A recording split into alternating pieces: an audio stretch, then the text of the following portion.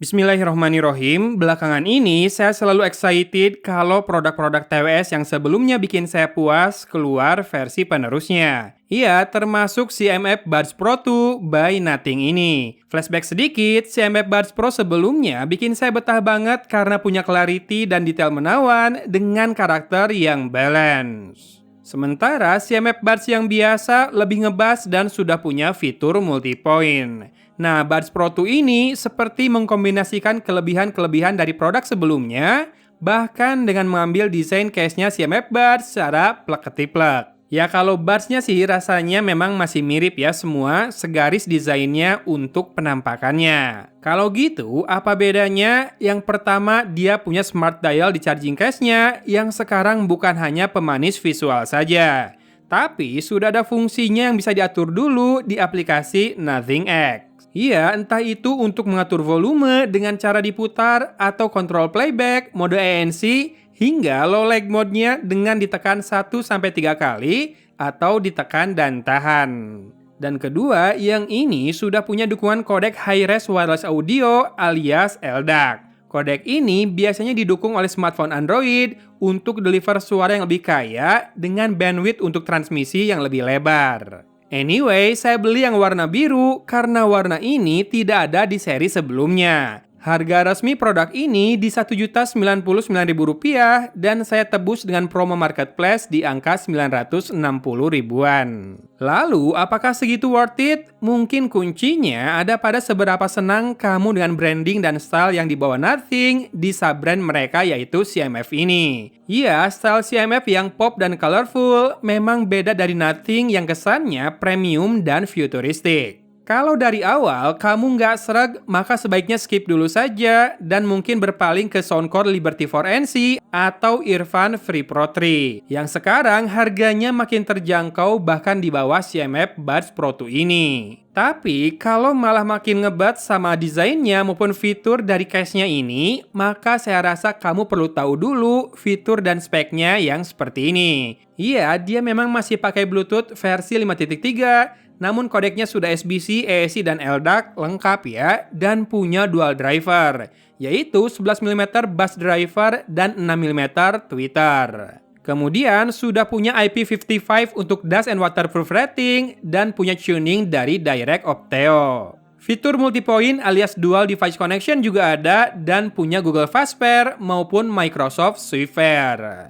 Hybrid ANC-nya punya depth hingga 50 dB dan ada transparency mode juga, serta low lag mode. Untuk ANC, dia pakai 3 mikrofon ya di masing-masing earbuds, jadi total 6, dan punya fitur in-ear detection buat auto pause dan juga resum. Kemudian, baterai di buds-nya 60 mAh dengan 460 mAh baterai di charging case-nya. Satu-satunya kebutuhan saya yang tidak terpenuhi adalah wireless charging di case-nya ini. Ya, absen ya. Lalu bagaimana dengan kualitas mikrofonnya? Coba dengarkan sampel suaranya ini dulu.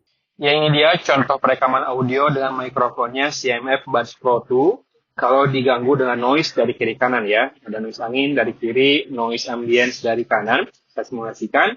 Nih, kalau direkam dengan smartphone flagship, kira-kira noise-nya seperti ini. Kita kembali ke Buds Pro 2 ini.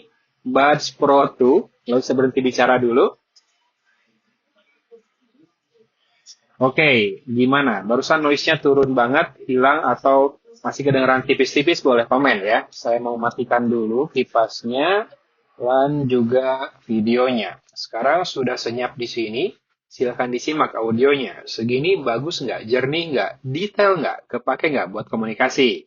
Oke, memang sulit untuk mengatakan kalau mikrofonnya bagus ya untuk earphone sejutaan. ANC-nya memang cukup meredam noise, membantu sekali, meski tidak sampai deep banget. Hanya ada seperti ekor suara membayangi dengan karakter suara robot yang sedikit cempreng. Membuatnya terasa tidak cukup jernih kalau dipakai buat berkomunikasi. Tapi gain dan detailnya sih udah cukup ya. Namun overall tidak memuaskan jika saya ingat lagi bandrol harganya. Meski demikian, hasil pengujian lainnya sih aman ya. Base kertas, ini aman jaya, no rattle, no burst. Meski kerasa powernya kencang, kedua drivernya mampu menunjukkan kualitasnya. Virtualisasi 8 arah, akurasinya tepat dan jarak juga terasa. Sound staging lega, apalagi jika fitur spatial audio dinyalakan dari aplikasi.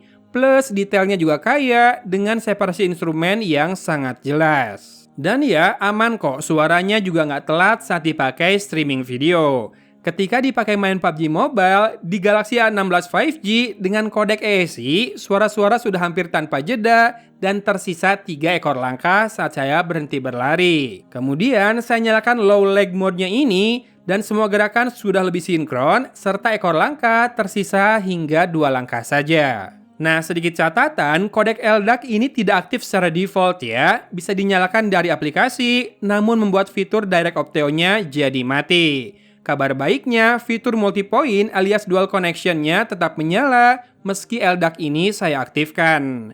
Masalah SQ-nya akan jadi bahasan menarik nih, karena TWS ini kan sudah memiliki driver ganda. Jadi sewajarnya bisa deliver sektor low dan high sama baiknya.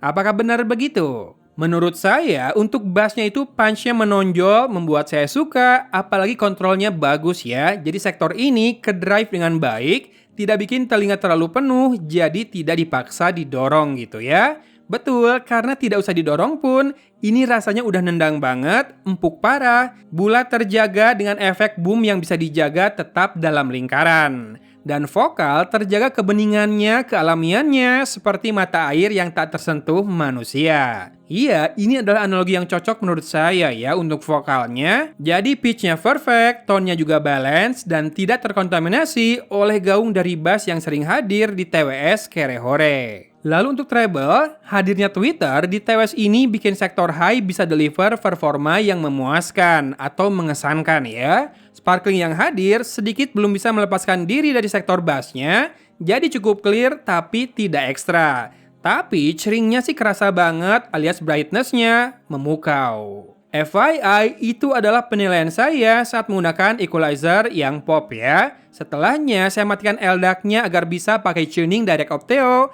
lalu saya dengarkan ulang. Hasilnya, karakternya masih bertahan seperti tadi, namun terasa lebih hidup, power lebih terasa dan resolusi suara juga meningkat. Saya pribadi lebih pilih matikan LDAC saja jadinya, toh lebih sering dipakai di ekosistem buah-buahan juga kan kalau saya. Nah untuk SQ ini, rasanya ini peningkatan banget dari kedua CMF Buds yang sebelumnya. Dan karakter yang agile seperti ini pernah saya rasakan saat menjajal Soundpeats Engine 4 dulu. Iya, kuncinya ada di bass driver yang berpadu dengan Twitter, alias dual driver ya. Bikin dia bisa maintain semua sektor sama baiknya. Jadinya kombinasi SQ yang bagus, looks yang unik dan kece, plus dukungan aplikasi yang komprehensif, membuatnya sangat menarik dipinang meski harganya sejutaan. Yang sedikit disayangkan, paling kualitas perekaman mikrofonnya yang terlalu mediocre untuk kelasnya. Tapi balik lagi ke kebutuhan sih. Buat orang yang anti di telepon kayak saya ini, jadinya ini don't care condition lah ya. Meski untuk bisa jadi daily driver saya buat ditaruh tas, buat dibawa pergi-pergi, rasanya saya masih harus jajal beberapa TWS lain sebelum memutuskan. Tapi kalau ditanya ANC-nya, ini cukup banget buat dipakai ngafe gitu ya. Cukup deep dan juga signifikan, pun demikian dengan mode transparansinya. Smart dial di case-nya pun terbukti membantu dalam hal kontrol yang saya butuhkan. So, jika apa yang saya paparkan dari tadi membuatmu yakin dengan CMF Buds Pro 2 dari Nothing ini, saya bantu sediakan produknya di kiri bawah video ini dan di deskripsi juga. Oke, hatur nuhun sudah menyimak. Dari Kota Cimahi, Agun pamit undur diri. Wassalamualaikum warahmatullahi wabarakatuh.